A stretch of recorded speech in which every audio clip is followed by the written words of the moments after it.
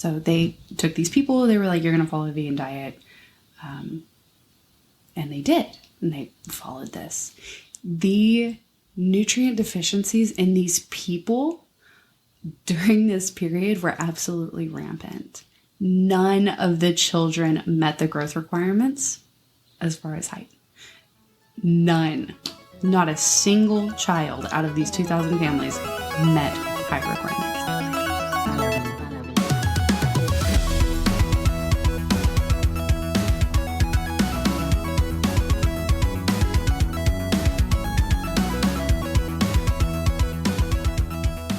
Hey there, welcome to Becoming Natural. This is your host, Victoria Ray, a certified transformational nutrition coach and expert in the areas of mental wellness and nutrition. This podcast is to provide you with the tools and knowledge that you need to live a healthy and natural life in a world where so many things are contaminated with man-made chemicals, stuff that we would never encounter in nature, things our ancestors never came in contact with. So hopefully by listening to this podcast, you can become a little bit more natural.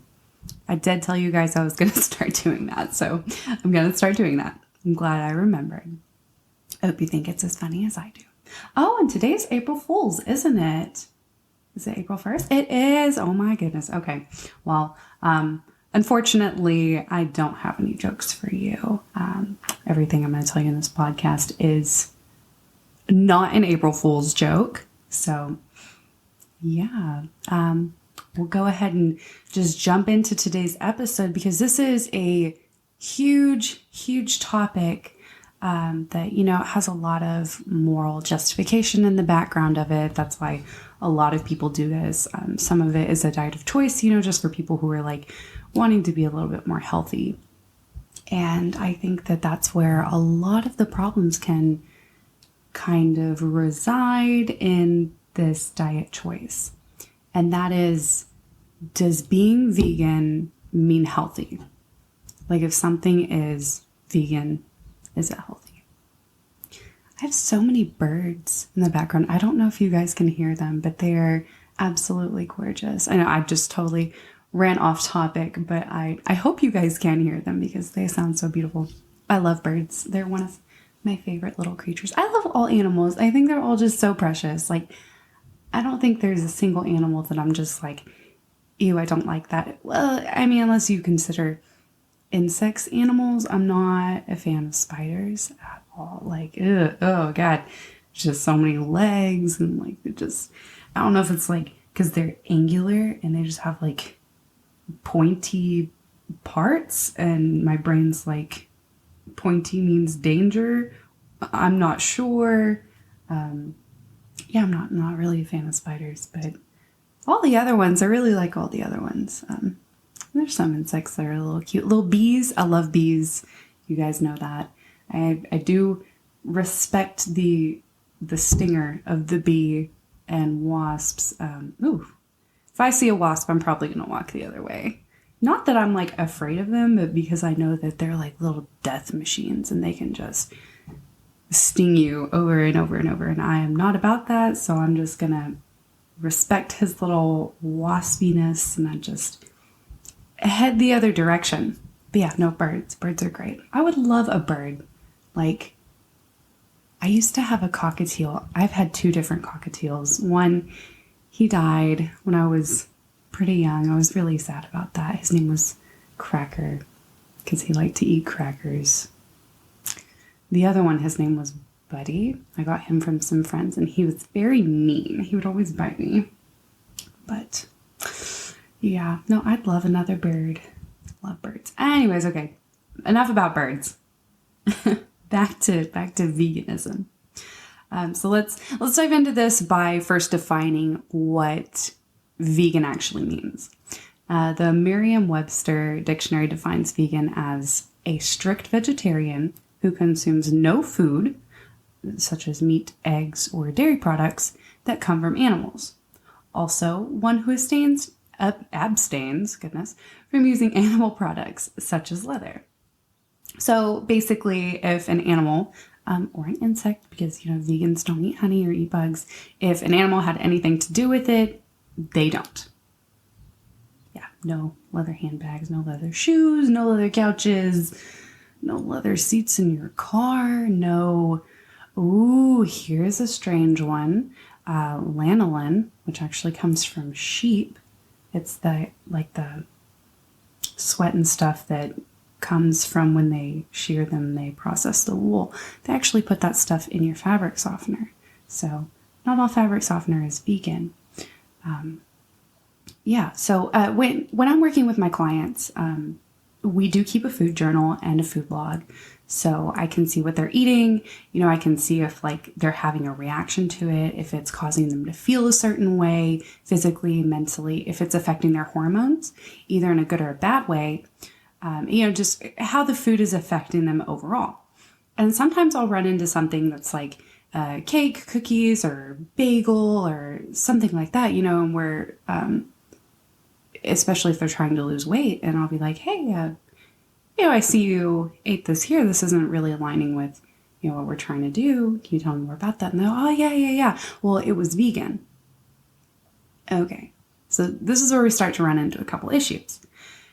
Because lately, the vegan community has got a ton of attention. Over the past few years, there's vegan joints popping up all over the place. You could probably Google right now, vegan restaurant. Unless you live out in the middle of fucking nowhere, there's probably a vegan something close to you somewhere. And we've got all these frozen processed vegan burgers and meat replacement options and all of these other, vegan milks and egg replacements and things like that. So what I'm seeing happen is these companies, they're presenting themselves as a healthy option. And they're really just health washing the word vegan itself. Even if you look on a menu or a package, the symbol for vegan, it's like this little green V. It's got a leaf on it.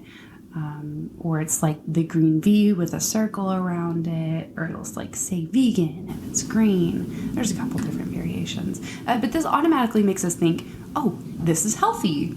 A little V with a leaf on it. Yeah, it must be healthy. And we think about plants and fruits and vegetables and stuff when we think of vegan. So we're basically pushing for this plant-based diet with no animal products whatsoever, which is, that would be vegan.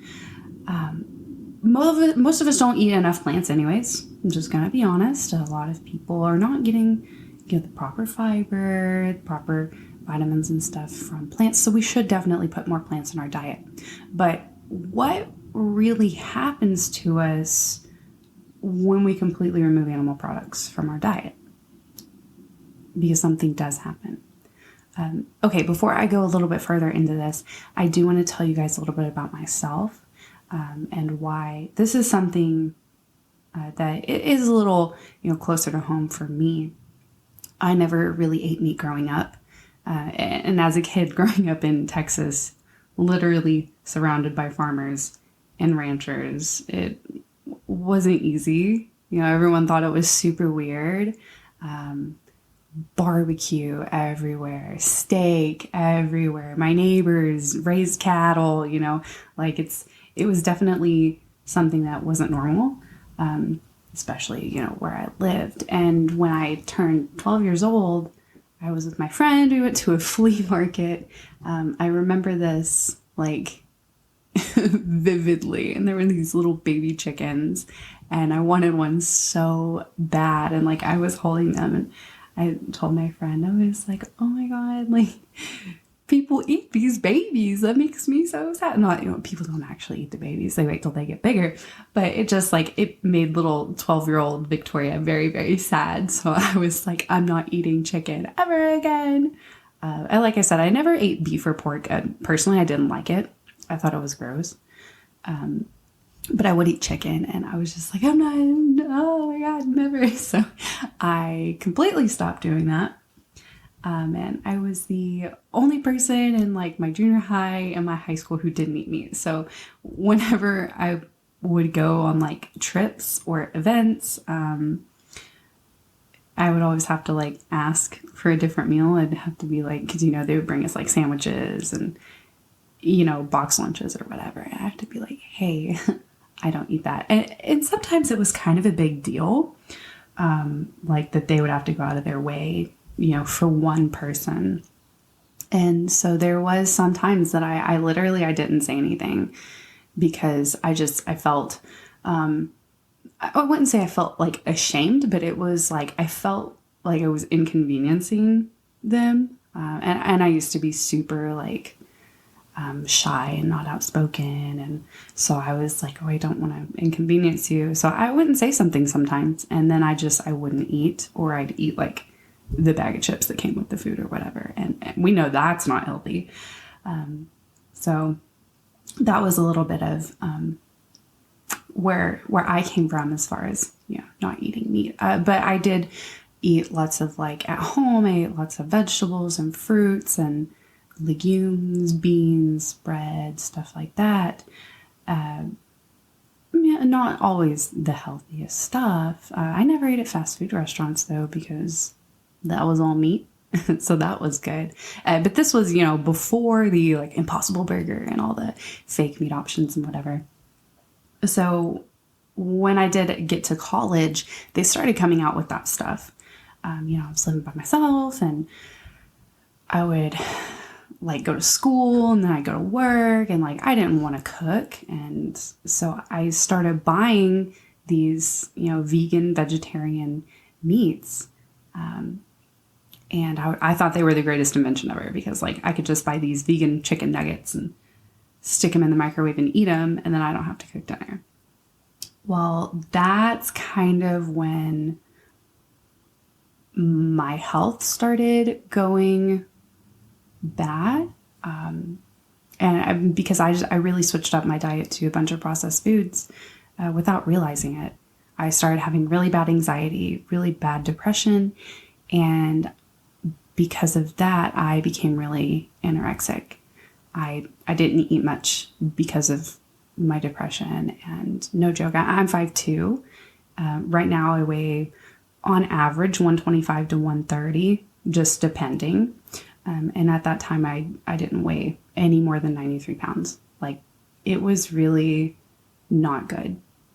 That was one of the worst times of my life. And honestly, it's a little hard to talk about.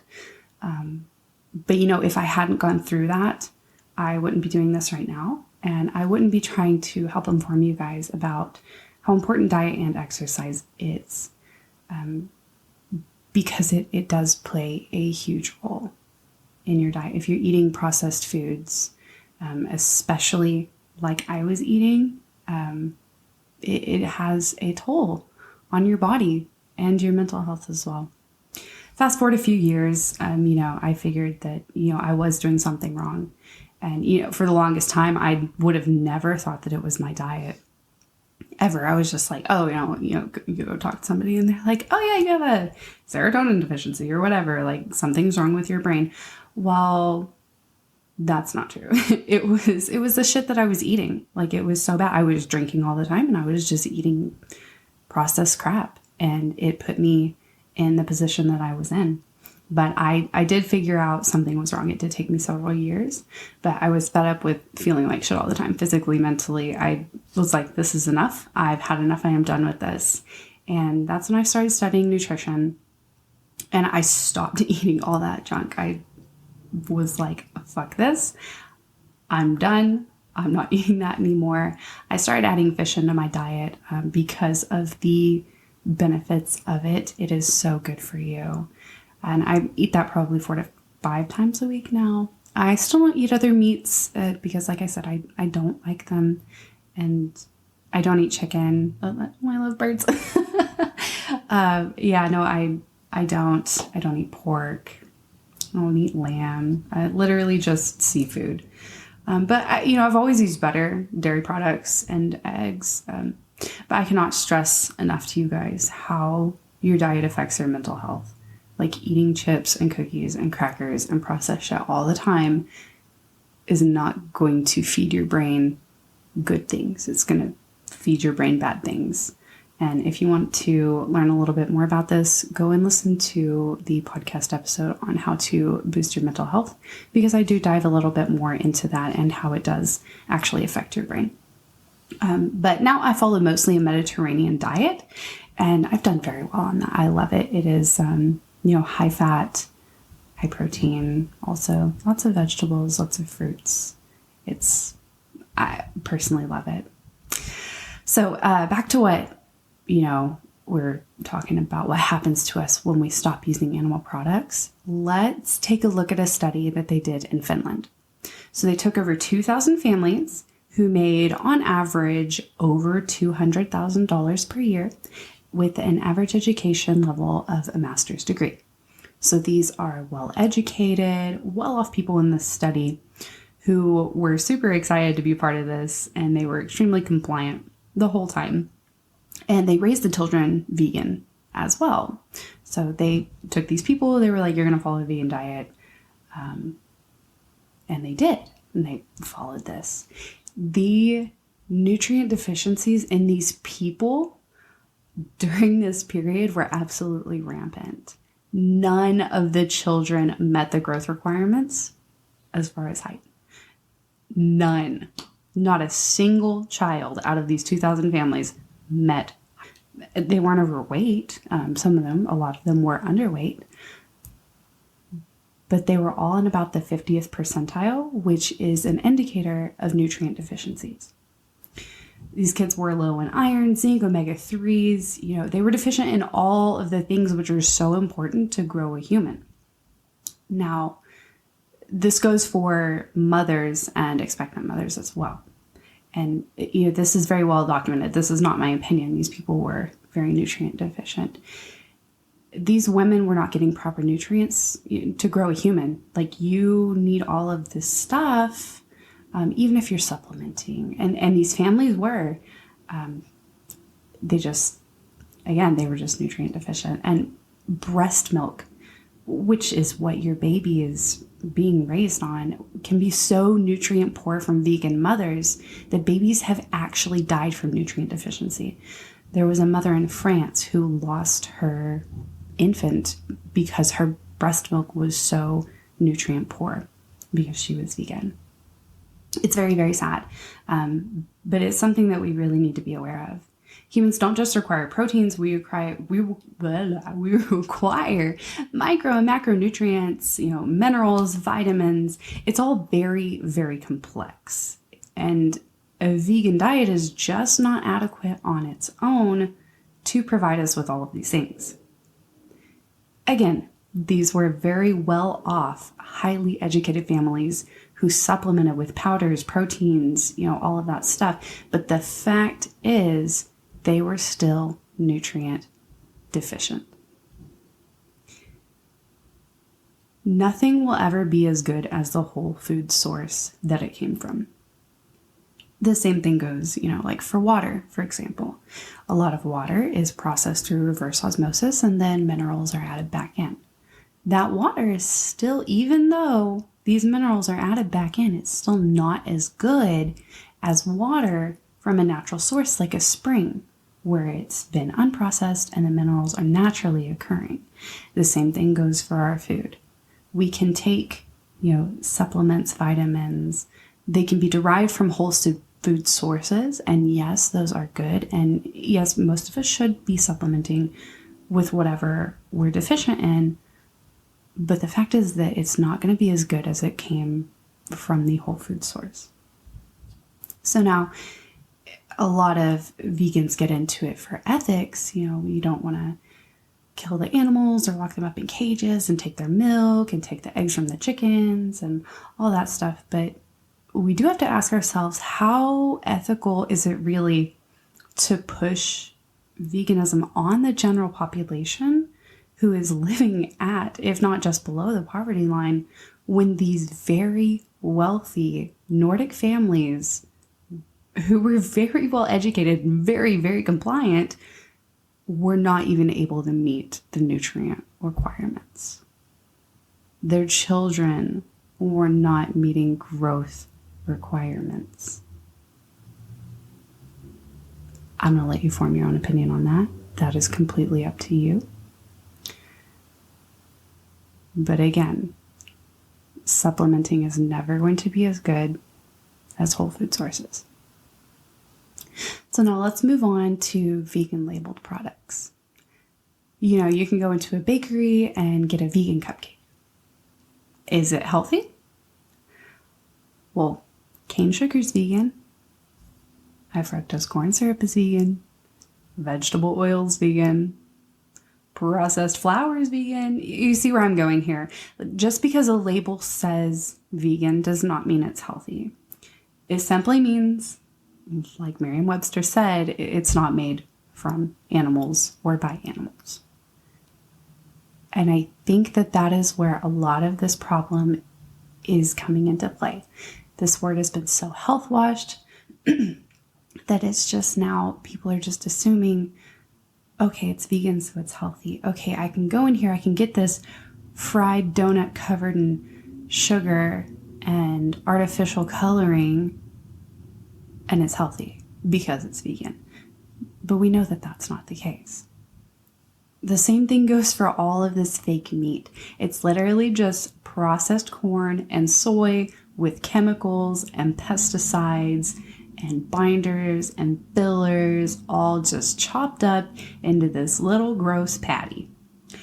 Have you guys seen there's a meme and it's KFC's like Beyond Nuggets or something. It's like their chicken nuggets, and the picture that they posted, like, this is their fault. They did this to themselves. They cut one in half and it's like kind of gray.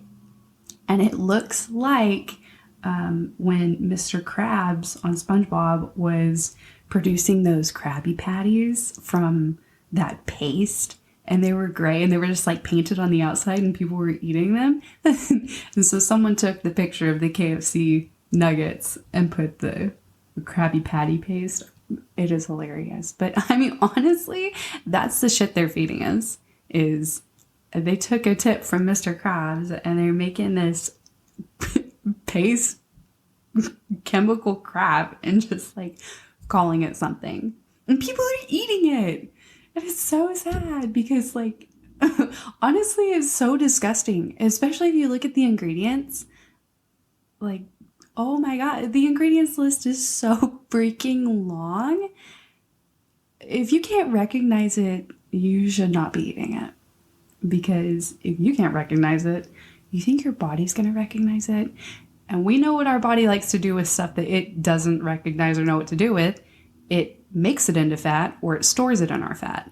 And then once it stores it in our fat and it's like, ooh, this could be potentially dangerous, I'm not going to burn that fat because it's holding something that's potentially dangerous. Your body does this, so you're not going to burn your fat. You're going to hold on to it. And most of us don't want to be making more fat or holding on to our fat. So yeah, if you can't recognize it, don't know what it is, don't eat it. And they're so good at making these things taste good. They really are. And they're very addictive, but they've got some of the best food scientists in the world working for them. These are huge, huge corporations, huge companies. But it's just junk food at the end of the day. Junk food that's going to make you fat and make you feel like shit. So what about like collagen? Because we know that we need collagen for our skin. We need collagen for our joints. We need collagen for all the ligaments and connective tissues, all of that stuff. And what about the proteins that are found only in animal products? Are we properly supplementing these? And what are the vegan sources that we're getting them from? Because you can find vegan collagen, but it's not actually collagen. And is it doing the same thing as if you were taking an animal collagen? It's just because it's, advertised as something doesn't mean it's going to be as good or that it's even doing the same thing. Because there are things that our body needs. B12, for example, is found almost exclusively in animal products. And if you're deficient in this, it can lead to fatigue and even neurological disorders, especially, again, for breastfeeding and expectant mothers. You're giving your nutrients away to your child, so it's even more important for you to have sufficient nutrients in your body. And I just don't believe that it's feasible or ethical. And again, this right here is my personal opinion. I don't think it's ethical to raise a child on a vegan diet, especially in a household with an average American income. I'm sure that there's a case out there somewhere of someone who raised a child vegan, completely vegan, who was not nutrient deficient, and they're healthy. I personally haven't found that case. Believe me, I looked. But it could exist. It could be out there. But again, I don't think it's ethical to push this on the average family when, again, these highly educated, well-off Nordic families who did everything right were nutrient deficient. Their children were nutrient deficient. And again, there's so many reasons someone might want to go vegan, And if you are vegan, that's great. That's your personal opinion. That's your choice to do that. My advice to you would be to have blood work done probably every 6 months. That way you're tracking your iron, you're tracking your omega-3s, your vitamin D, your B12, and your DHA, because that's very important as well. And do work with your provider. Make sure that they know your dietary restrictions. That way they can properly monitor you and properly, examine your blood work and make sure that you are getting the things that you need. I would also suggest getting a high quality creatine, especially if you exercise, because this is something that you are more than likely going to be deficient in, because creatine is found in animal products, as well as take a DHA and a vitamin D supplement. And a lot of the time vegans struggle with skin issues because they're not getting proper omega-3 fats, or your liver isn't functioning quite correctly. Maybe a phosphatidylcholine supplement would be good as well. And you can also add in a high quality olive oil for some fats. You're also going to want to avoid those processed fake meats because they're just so horrible for your health. Junk food, you guys, junk food. But that goes for anyone. Stay away from this Frankenstein shit, because that's what it is. Mr. Krabs and Dr. Frankenstein got together and made some weird, crazy, nasty Krabby Patty that people are eating. So yeah, stay away from that. But if you have more questions on the vegan diet, or if you want to know which diet is best for you and your health, do feel free to reach out to me. I would be more than happy to answer any questions that you have. So I hope what you take away from this podcast today is just because it's labeled as vegan does not mean it's healthy. It can be, if you go somewhere and you've got this cauliflower bowl with all of these amazing herbs and vegetables and stuff in it, then, something like that is going to be good. I'm not saying that all vegan things are bad. Just do be aware that the word vegan does not mean the word healthy. It just means it's not made from animals. It can still be full of sugar. It can still be full of inflammatory oils. It can still have artificial colorings, chemicals, stabilizers, and things to make it last longer in it. So, not always healthy. And as always, again, thank you guys so much for hanging out with me today. I hope you've learned a little bit about this new diet trend, and it may not be the best for everyone. So do your research before you jump on a bandwagon. And, don't be afraid to be yourself. If you want to be vegan, go ahead, go for it. Just make sure you are monitoring yourself. That way you're not getting nutrient deficiencies, which could lead to health problems in the future. Now, don't forget to check out my handmade all-natural personal care products that are now available on my website. They are not vegan because I do use beeswax in them. So if you're looking for vegan products, mine are not vegan. I do use beeswax. But since you guys are so amazing, I do want to give you 10% off your order. Just go to victoriaraycoaching.com/shop and enter the discount code Becoming Natural. And that is one word at checkout. Everything on there is made with only the highest quality natural ingredients. And I don't put any toxic shit in my stuff because I don't use toxic chemicals. I'm not going to make something that's full of toxic shit and give it to you guys. Absolutely not. All right, my friends, until next time, I hope you go out there. I hope you have a freaking great rest of your day.